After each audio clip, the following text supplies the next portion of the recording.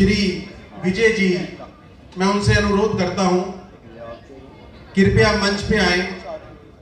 हमारे प्रधान श्री विजय जी,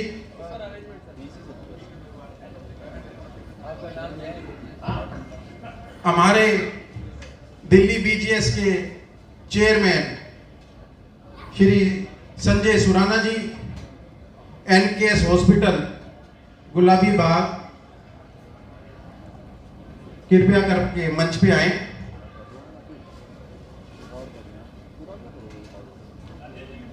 प्रसिद्ध उद्योगपति हैं, उनसे मैं अनुरोध करता हूं मंच पे आइए। राखी मिश्रा जैन जी से मैं रिक्वेस्ट करता हूं मंच पे पधारे। नरेश आनंद जी, प्रकाश जैन जी, अध्यक्ष दिल्ली जैन कॉन्फ्रेंस, मैं उनका स्वागत करता हूं। मैं रिक्वेस्ट करता हूं मंच पे पधारे और हमारे मंच को गौरवान्वित करें।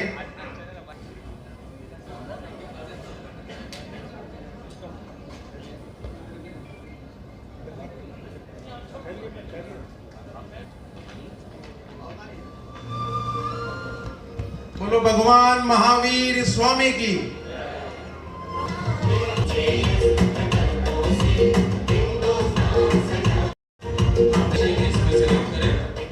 पीछे खड़े और मेरी आवाज जा रही है तो कृपया आगे आ जाएं। जो दूर दराज से आए हैं, दूसरे प्रदेशों से आए हैं, उन सब के अंदर स्थान सुरक्षित का ये राज्य अधिवेशन है। और श्रमण भगवान महावीर स्वामी की जय।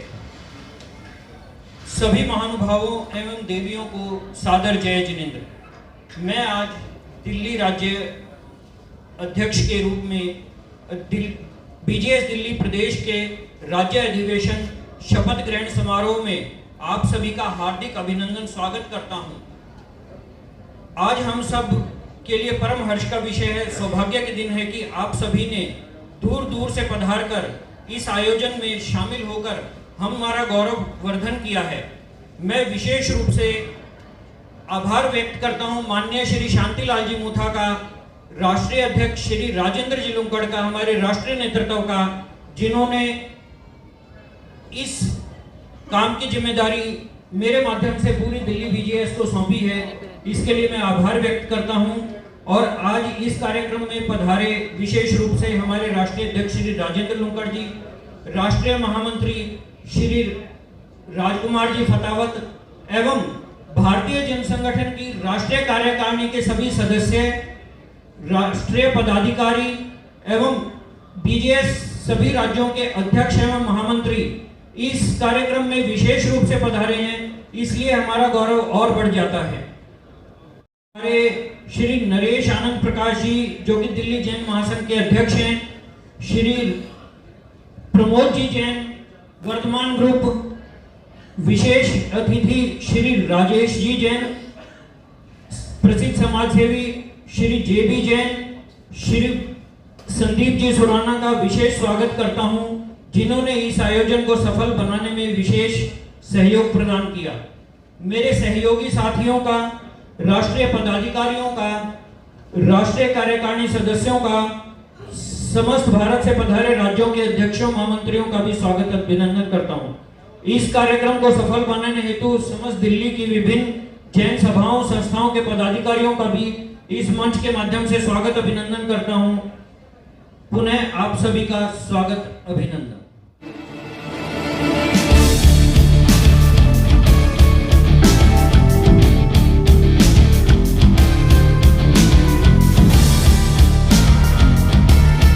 संजय जी सुराना, अध्यक्ष BJS Delhi Shri Vijay Jain ji, general secretary Manish ji, नवीन प्रकाश जी, संजय सुराना जी, राजेश जी और मेरे सामने विराजित आप सभी पिता तुल्य, मित्र तुल्य। और सबसे बड़ी बात यह है कि बीजेएस दिल्ली के लिए गौरव का क्षण है। ये गौरव का क्षण है कि ना केवल भारतीय जैन संगठन दिल्ली और उसका परिवार सामने है, जैन समाज सामने है, बल्कि पूरी राष्ट्रीय कार्यकारिणी हमारे साथ बैठी हुई। आप देखेंगे राइट साइड में और लेफ्ट साइड पे देखेंगे तो हमारी भारतीय जैन संगठन जो नेशनल बॉडी है, वो पूरी नेशनल बॉडी हमारे सामने बैठी है।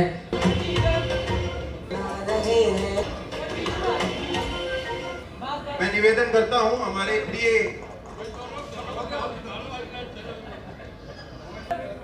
आश्रम से ये बच्चे आए हुए हैं जो बीसीएस का ही हिस्सा है। इन बच्चों ने अपनी मेहनत से एक छोटा सा प्ले सिर्फ एक दिन की मेहनत में तैयार। चर्चे हो रहे हैं आजकल, बहुत जबरदस्त संगठन के नाम से मशहूर हो रहे हो, ऐसा क्या कार्य कर रहे हो? जीवन के साथ भी जीवन के बाद भी, स्लोगन तो हमारा है, आप बड़े लोग सार्थक कर रहे हो। अरे ये तो सब हमारे संगठन की विचारधारा और उसके कार्यकर्ताओं की मेहनत का परिणाम है, जिसमें वो परिवार के में भाई बहन की तरह मिलजुल कर कार्य करते हैं। अच्छा, ये तो बताइए आप कार्य क्या करते हैं जो इतना मशहूर हो रहे हैं? चल आओ सबको दिखाते हैं। समझ ही नहीं आ रहा है आजकल के बच्चों को हो क्या रहा है। क्या हुआ बहन, इतना गुस्सा क्यों कर रही हो? क्या करूं बहन, आजकल छोटे छोटे बच्चे अपराध कर रहे हैं, कोई चोरी कर रहा है तो कोई नशा कर रहा है। अब तो बड़े बड़े अपराधों में भी बच्चे जुड़ते जा रहे हैं। आजकल के बच्चों में नैतिक शिक्षा और आदर्शों की कमी होती जा रही है। चिंता ना करो बहन, बीजीएस का मूल्यवर्धन का पाठ्यक्रम अनेक कई राज्यों के स्कूलों में पढ़ाया जा रहा है, जो बच्चों में नैतिक शिक्षा और आदर्श स्थापित करने का कार्य करती है। इस कार्य को करने के लिए अनेक कई राज्यों में कोशिश की जा रही है। चल रही है, उसका नाम क्या है जरा बताएंगे? Smart girl to be happy to be strong. 2 दिन हमने खूब मजे किए, किस्से सुने, वीडियोस देखी, एक्टिविटीज करी, खूब मजे किए, लेकिन मजों के साथ साथ हमने जीवन से जुड़ी कुछ महत्वपूर्ण बातें सीखी। क्या हम वो एक बार दोहराएंगे? स्वयं को जानकर, पहचान कर स्वयं को मजबूत बनाएंगे हम। अपनी बातचीत के तरीके से परिवार से मजबूत रिश्ते बनाएंगे हम। अपने आत्मसम्मान की सुरक्षा करेंगे हम। अपनी जिंदगी का निर्णय सोच समझ के लेंगे हम। रील और रियल में अंतर समझेंगे हम। गलत दोस्तों के संगत में ना फंसेंगे हम। समाचार पत्रों के बुरे समाचार ना बनेंगे हम। मेरे घर वाले मेरी शादी करवा रहे हैं और मुझे समझ नहीं आ रहा कि मैं ये शादी करूं या नहीं।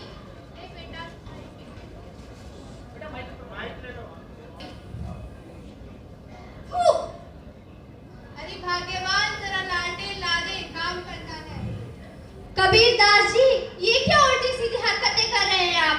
दिन में लालटेन मंगा रहे हैं और आपकी पत्नी इतने आराम से लाके भी दे रही है। चाय में इतनी नमक है, उसके बावजूद भी आप इतने आराम से पी रहे हैं। मेरे सवाल का जवाब दीजिए ना कि मैं शादी करूं या नहीं। बेटा, मैंने तेरे सवाल का जवाब तुझे दे दिया, समझ सके तो समझ जा। पुरानी परिवारों में, कपल में आपसी समझ तो होनी ही चाहिए। क्या हमारा समाज यह समझ हमारे बच्चों को दे पा रहा है? बड़े बुजुर्गों से यह समझ अपने आप बच्चों में चली जाती थी, क्या यह जा रही है? आज हम अपने बच्चों को बीजेएस की तरफ से यह समझ दे सकते हैं। कहती है, बच्चों की नई नई शादी हुई है और वे छोटी छोटी बात को लेकर आपस में उलझते रहते हैं। बात तो सही है, पता ही नहीं चलता इनका झगड़ा किस बात से हो जाता है। अरे भाई साहब, आपका बीजेएस तो समाज के लिए इतना अच्छा कार्य कर रहा है, तो क्या नए शादीशुदा जोड़ों के लिए कोई प्रोग्राम नहीं है? हाँ जी, बिल्कुल है। बीजीएस के happy family happy home program द्वारा नए जोड़ों को आपसी अंडरस्टैंडिंग बेहतर कराने के लिए कार्य किया जाता है।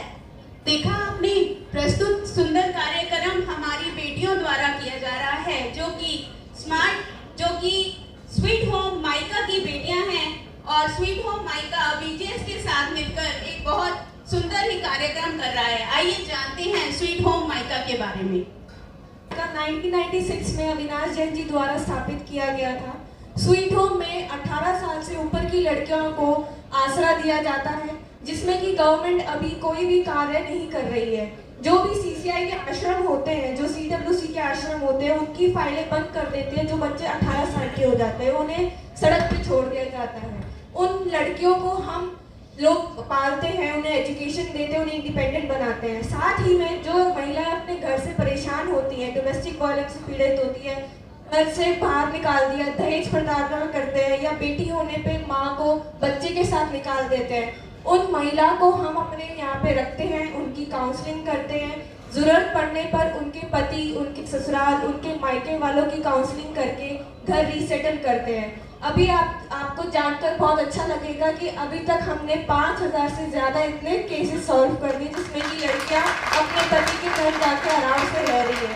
और इसी महीने, जुलाई के महीने में हमने 150 फाइल्स ऐसे कंप्लीट करी है जिसमें कि महिलाएं अपने घर में, ससुराल में अच्छे से रह रही हैं।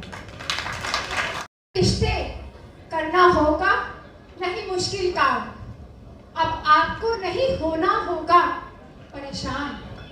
बीजीएस लाया है मैट्रिमोनियल का ऐसा प्रोग्राम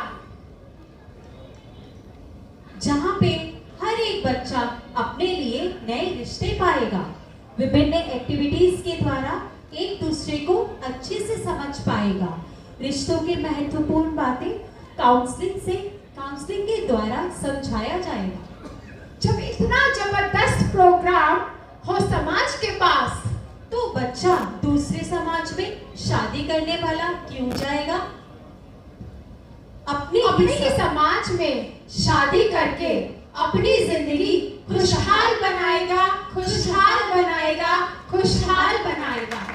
जिंदगी के साथ के कार्यों को आइए अब जानते हैं जिंदगी के बाद के कार्यों को।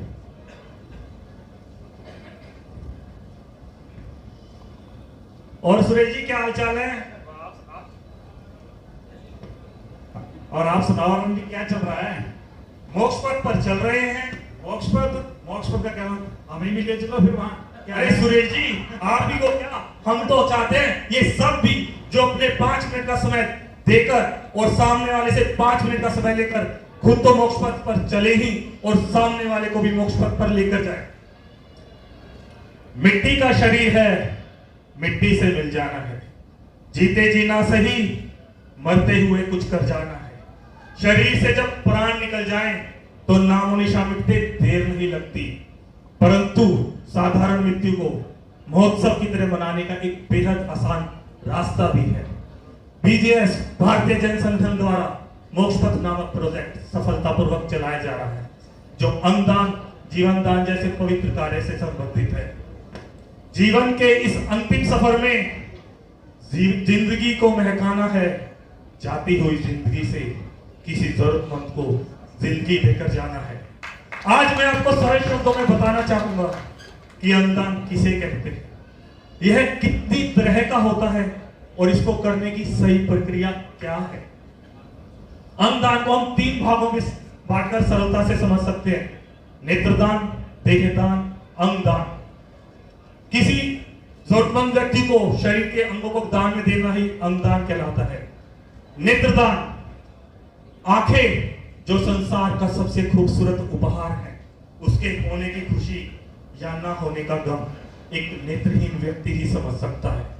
एक व्यक्ति की आंखों के द्वारा 4 से 6 लोगों के जीवन में रोशनी की जा सकती है, परंतु यह मादान मृत्यु के 4 से 6 घंटे के भीतर अवश्य हो जाना चाहिए।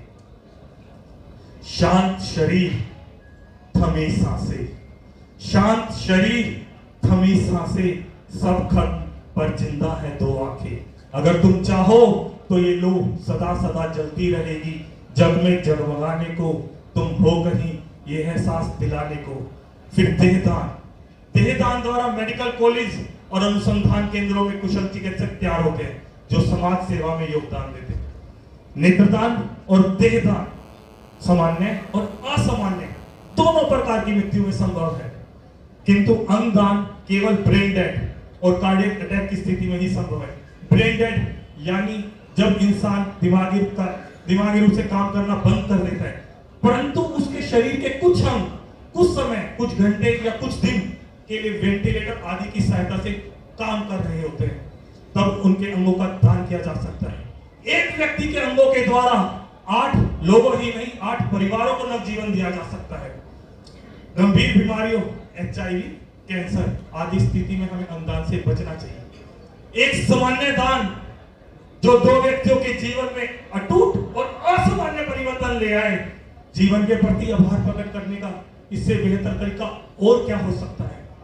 परंतु समाज को इस नेक कार्य के प्रति जागरूक करने से पहले हमें समाज में फैले कुछ मिथ और अंधविश्वासों को समाज से दूर करना होगा। कुछ लोग इसे धर्म के चश्मे से जोड़कर देखते हैं। कुछ लोगों का कहना है इस जन्म में दिया गया दान हमें अगले जन्म में अपंगता देगा। अरे ये हम सोच भी कैसा सकते हैं, जबकि अगर ऐसा ही होता तो अगर जो हम इतना धन का दान देते हैं क्या अगले जन्म में कंगाल पैदा होने के लिए देते? पाप पुण्य से उठकर मानवीय भावना से जुड़कर इस नेक कार्य को अपनी विल में स्थान दे, अपनी इच्छा को परिवार वालों से अवगत कराए। अगर आपने फार्म नहीं भी भरा है तो भी ये नेक कार्य संपन्न किया जा सकता है। मानवीय सुरक्षा का दायित्व मोक्षपथ प्रोजेक्ट द्वारा नोटो, सोटो और रोटो जैसे राष्ट्रीय संगठनों की भागीदारी से उठाया गया है।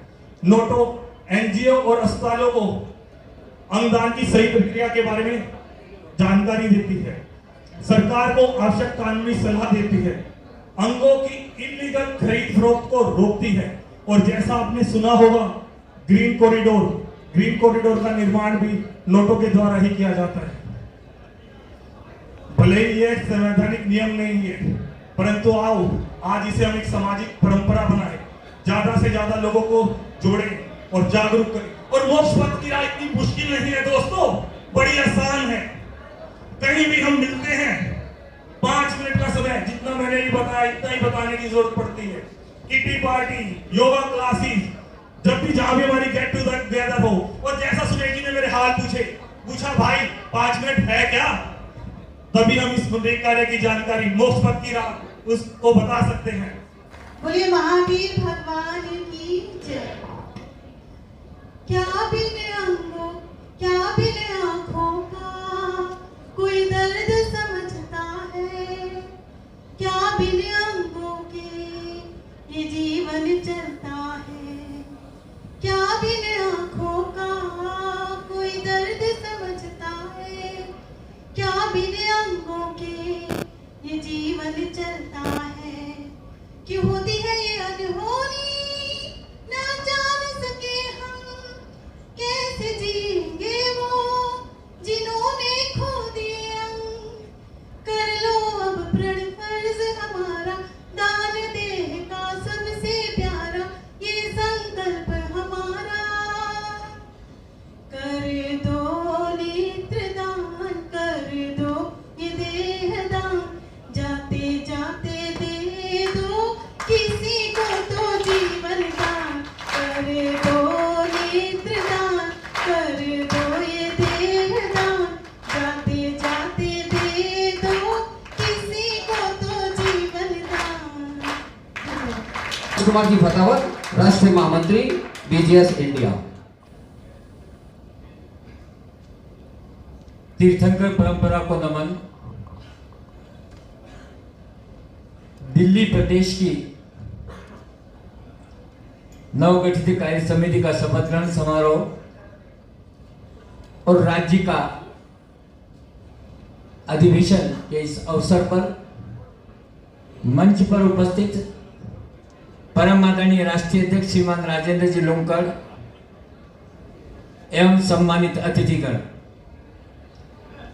सभागार में उपस्थित पिता तुल्य बुजुर्गों, माताओं, बहनों एवं युवा, निवेदन करना चाहूंगा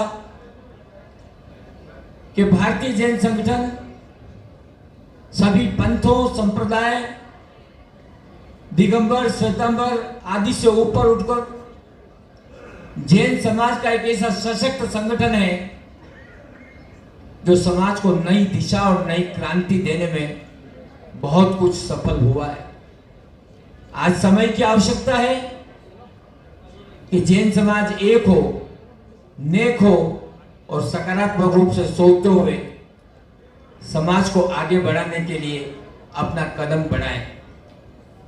महानुभावों में तो इस अवसर पर बहुत अधिक नहीं बोलता हुआ केवल इतना सा निवेदन करना चाहूंगा कि 2011 की जनगणना के अनुसार जैन समाज 44 लाख है, लेकिन इस 130 करोड़ की आबादी वाले भारत देश में 44 लाख जैन धर्मावलंबी 44 करोड़ लोगों को रोजगार देने, परिवार चला रहे हैं। ऐसी स्थिति में आज आवश्यकता इस बात की है कि जैन समाज अपनी शक्ति को पहचाने।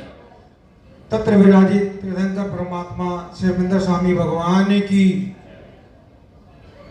बीजीएस की राष्ट्रीय कार्यकारिणी व दिल्ली प्रदेश कार्यकारिणी को मैं बहुत बहुत बधाई देता हूँ। इतने सेवा के उच्च कार्य को करने के लिए सबसे बड़ा काम जो इन बच्चों ने बताया कि घर जोड़ने का प्रोग्राम।